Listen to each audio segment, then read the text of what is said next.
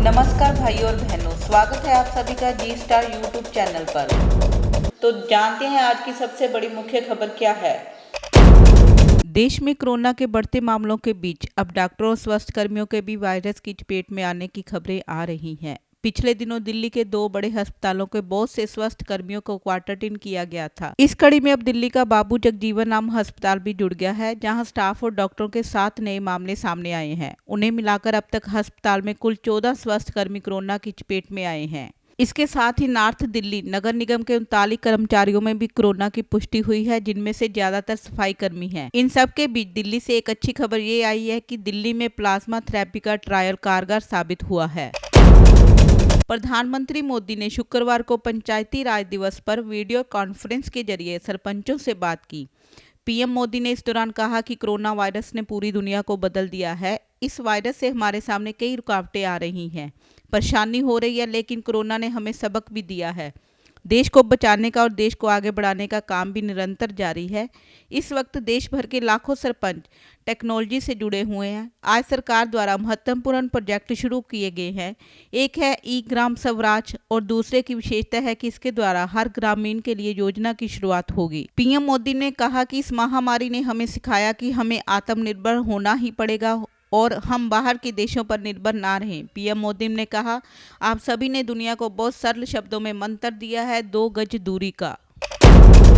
Corona और lockdown के बीच दूसरे प्रदेश में फंसे मजदूरों पर सीएम योगी आदित्यनाथ ने बड़ा फैसला लिया है। उत्तर प्रदेश सरकार ने तय किया है कि दूसरे राज्यों में फंसे उत्तर प्रदेश के मूल निवासी मजदूरों को वापस लाया जाएगा। उन्हें वापस लाकर इनके जिलों में फिर से 14 दिन क्वारंटाइन किया जाएगा। जांच के बाद स्वस्थ होने पर घर भेजेंगे। हर मजदूर को मुफ्त राशन और 1000 रुपया भी दिया जाएगा।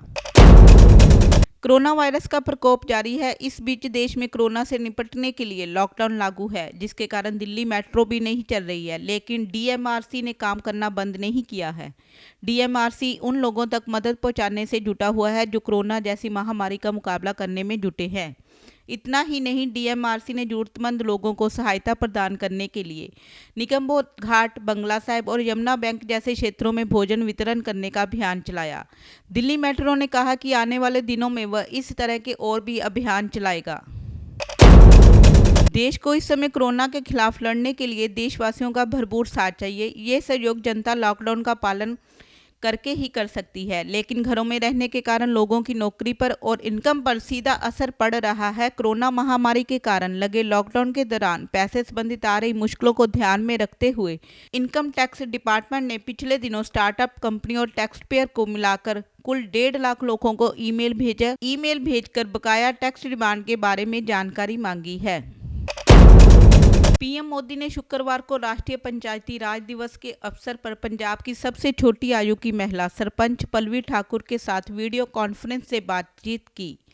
पल्लवी ठाकुर की खुशी का ठिकाना न रहा। वह पठानकोट जिले के ब्लॉक धारकला के गांव हाड़ा की सरपंच है। प्रधानमंत्री नरेंद्र मोदी के साथ बातचीत के दौरान सरपंच पल्लवी ठाकुर ने बताया कि पंजाब सरकार की तरफ से किसानों, मजदूरों और आढ़तियों के लिए कोरोना वायरस से बचाव की जारी की हिदायतों की पालना यकीनी बनाने के लिए पंचायतें अहम भूमिका निभा रही हैं। केरल सरकार ने राज्य के सरकारी कर्मचारियों के वेतन में कटौती करने के आदेश जारी किया है। अगले 5 महीनों के लिए हर महीने के 6 दिनों के वेतन में कटौती की जाएगी।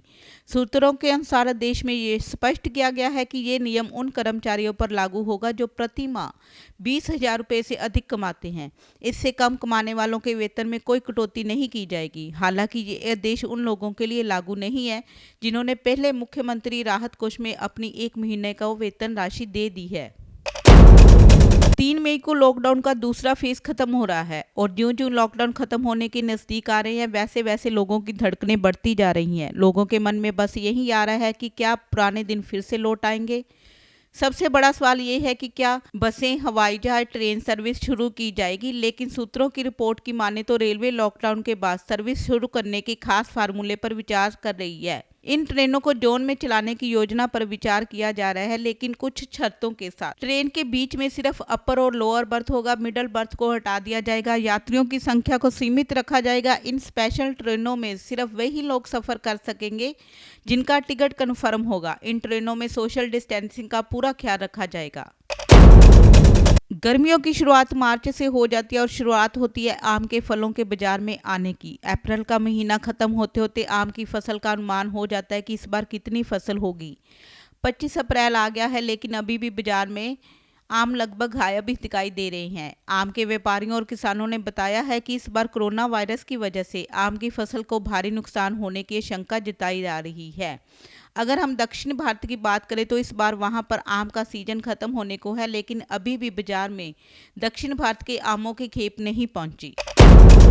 कोरोना वायरस की रोकथाम के लिए देश भर में लगाए गए लॉकडाउन का 1 महीना पूरा हो गया है। केंद्र सरकार धीरे धीरे इसमें छूट दे रही है। इस कड़ी में गृह मंत्रालय शुक्रवार देर रात एक आदेश जारी शनिवार से सभी राज्यों और केंद्र शासित प्रदेशों में रजिस्टर्ड दुकानों को कुछ शर्तों के साथ खोलने की अनुमति दे दी है।